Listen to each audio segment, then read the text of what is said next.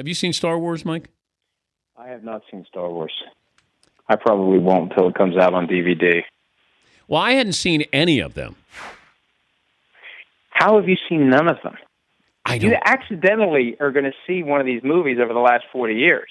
I haven't seen the movies, and I haven't seen an episode of Star Trek all the way through. Is that sad? I've seen the other 6 movies. I just don't remember much about them. All right, that's all I needed you for, Mike. Thank you for calling. Okay, good. Hey, thanks. All right, buddy. Do you have an update on the Giants situation?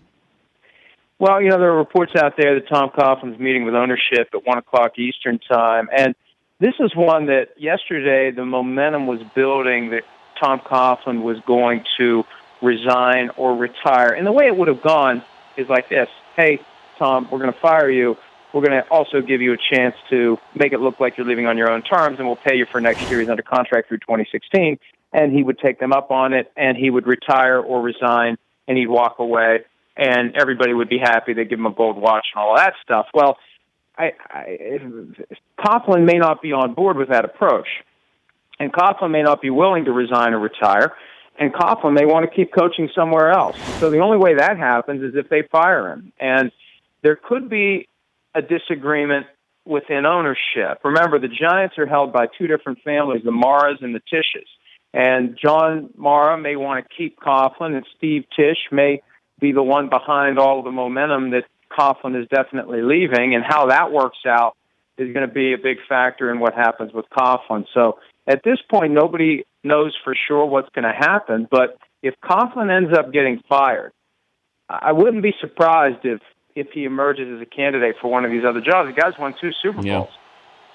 But do you fire somebody if you don't know who his successor is? Well, it's like a quarterback. Hey, you don't like the quarterback you have.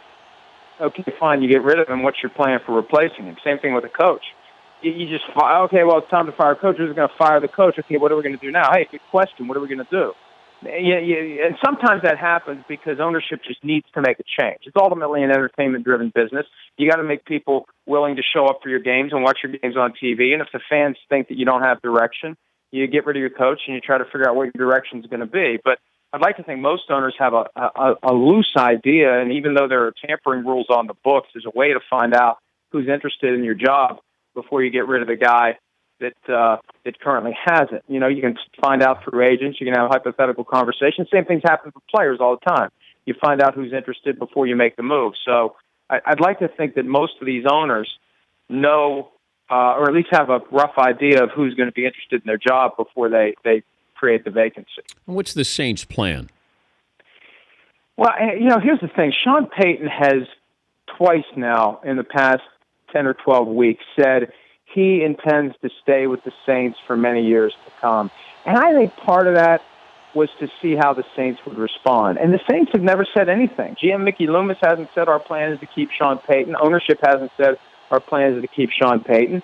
And, if you're thinking about making a change, the smart thing to do if you still have a guy under contract is keep your cards close to the vest and see if someone does call up and offer you something. And when Jay Glazer mentioned yesterday a second-round pick, if some other team offers a second-round pick, they'd let Sean Payton negotiate with another team to go become their head coach. I don't think that was just a dart being thrown by Jay. I think he knows that a second-round pick is the price tag, and that's the way of getting the word out. And now we'll see if one of these other teams wants to give up a second-round pick to get Sean Payton. And then it gets weird if, no one calls. Then what do? Do they continue? Do they go for another year? From Payton's perspective, he needs to jump while he's still got that buzz. And you have another bad year. Mm-hmm. Maybe next year at this time, people aren't talking about hiring Sean Payton. The Colts situation's interesting because you have a franchise quarterback, but you have to deal with Jim Irsay and his expectations. How coveted would that Colts job be because of Andrew Luck? Well, look, there is no way you're going to succeed in the NFL as a head coach if you don't have a quarterback. We could go back and look at all the jobs where the guys worked out. Why'd they work out? They had a quarterback. The guys who don't have a quarterback who can't find one, it doesn't work out. That's why Chip Kelly ultimately didn't work out. Steve Spurrier didn't work out. Nick Saban didn't work out in Miami. And I think Saban is a guy that we just have to. And nobody knows what Saban is going to do, and I don't think he knows what he's going to do. I think when he wakes up next Tuesday morning after the national championship game, He may know what he wants to do at that point, but that's the kind of job that could attract a Saban because you've got Andrew Luck. The key is going to be this: having a buffer in the organization that can keep the coach insulated from Jim Irsay. When Tony Dungy was there, it was Bill Polian. And I don't know if Ryan Grigson has done a good enough job insulating ownership from coaching in Indy, because you hear all these stories about the stuff that Grigson has done. And I wonder how much of that is he's acting at the behest of Jim Irsay instead of talking Jim Irsay out of wanting to do certain things. And the key is to placate Irsay, but also convince him to let the coach the team, let the GM manage the team. You need a strong personality there who can tell Jim to just kind of, go play with your guitars, go get on Twitter, leave the football to the people who know what they're doing. He's Mike Florio. You can listen to him on Pro Football Live on NBC Sports Radio from 12 to 3 Eastern weekdays, and, of course, Pro Football Talk on NBCSN weeknights at 6 Eastern on NBCSN. The Browns situation, they need a new head coach, but what's the deal with Manziel?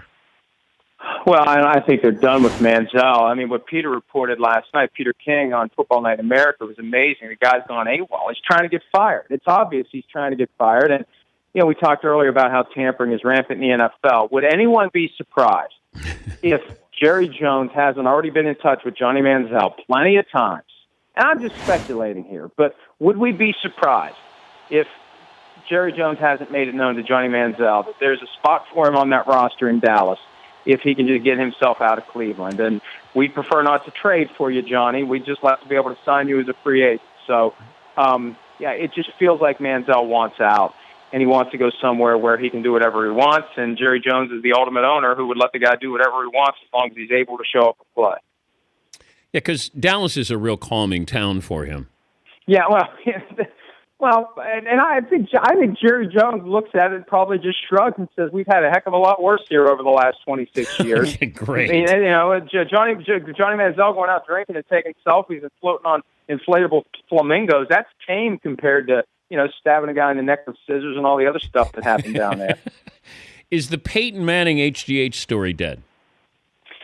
The only way that this continues, Dan, is if there's an investigation that can actually get to the records of the Geyer Institute, and an investigation that can find out whether and to what extent Ashley Manning was receiving HGH, and, a prosecution of the Geyer Institute. And there's some reports out there suggesting that the guy who owns the place has been in some predicaments in the past. Maybe that gets the attention of a prosecutor, but otherwise the NFL's got no power.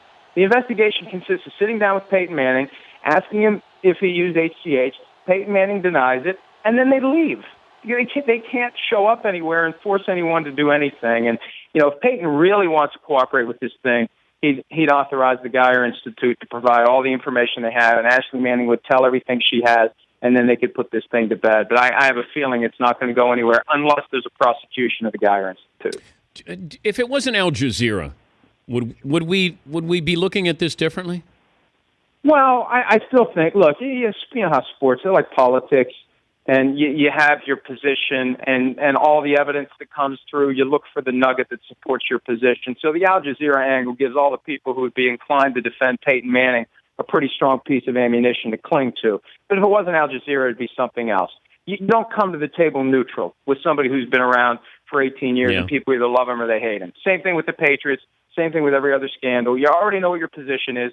It's about finding the little pieces in there that support your position that you can tell people, this is why the story's true or why it's not true. Thank you, Mike. All right, pal. That's Mike Florio, Pro Football Talk on NBCSN.